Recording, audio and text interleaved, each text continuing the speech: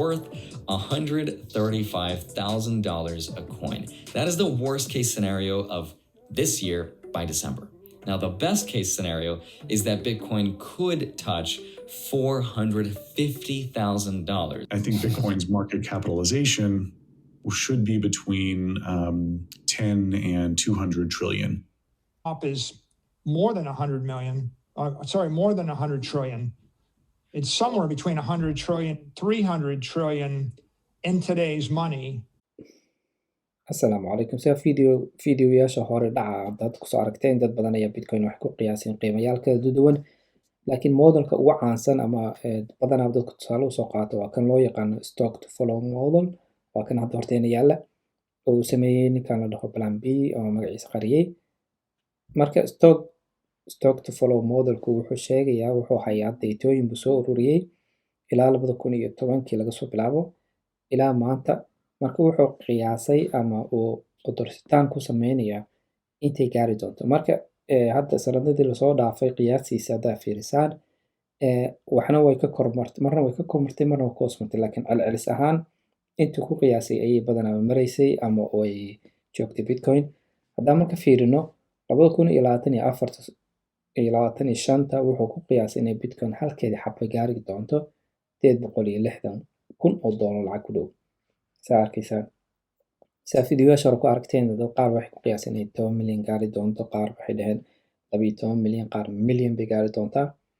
Laakiin isku soo duub, waxaan oo dhan waa odoristaan, waa sadaal.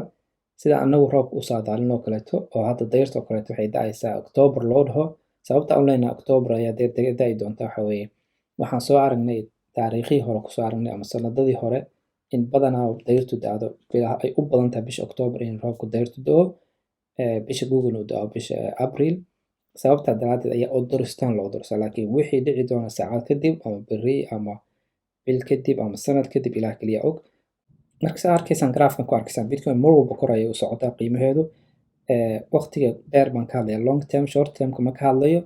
Marka laga soo bilaabo 2010 haddaa sanadkii fiirisid, yearlada u fiirisidna 200% ayay kor u kacdaa sanad walba. Marka waa property asset kor u socda, waana cryptocurrency ama coinka ugu muhiimsan ee suuqan cryptocurrency-ga. Bitcoin waa mid ugu safe garaysan, waa midka ugu technology adag oo decentralized ugu fiican haysta, waana midka dowladaha iyo kamariyaasha waaweyn ay isha ku hayaan.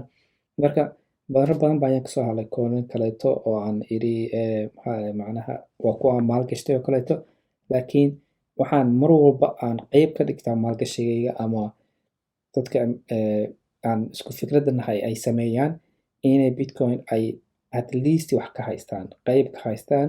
Kuwa kale hadday dhacaan saa hadda usoo aragteen maalmihii dhaweyto ay dhulka galeen, Bitcoin ugu badnaan half ayaa dhulka gashay. Kuwa kale waxaa dhici karta qaarkood 80-90 inay minus noqdeen haddaa lacag ka shateen. Laakiin Bitcoin waa mid ugu safe garaysan, sababtaas ayuu leeyahay. Marka qof walba oo anigu aan ka mid ahay waxaan nafteyda kula taliyaa inay qayb waxay maalgashiga crypto ay gashanayaan ama meelaha kale gashanayaan inay qaybta ugu muhiimsan ay Bitcoin geliyaan.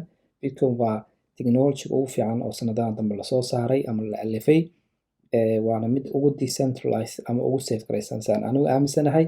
Waxaan aaminsanahay in qiimo fiican gaari doonto mustaqbalka, Ilaa baa og, laakiin waa odoristaan milyan ka badanba iyo 10 milyanba inay waqtiga dheer ay gaari doonto ayaan aaminsanahay. Sababo jira iyo dhaqaale xumida adduunka iyo sida dhaqaalaha u socda iyo lacagaha si loo daabacayo waxaas dhan markii la fiiriyo kadib inay qiimahan uu sii soconaya ayaan aaminsanahay. Marka idinkuna dadaalkiina sameeya, baaritaankiina sameeya, ha isku koobnina kaliya cryptocurrency kuwa hoos kala kaliya, laakiin meeshan waxaa king ka ama boqorka waa Bitcoin. Saa ula socda. Assalaamu calaykum waraxmatullahi.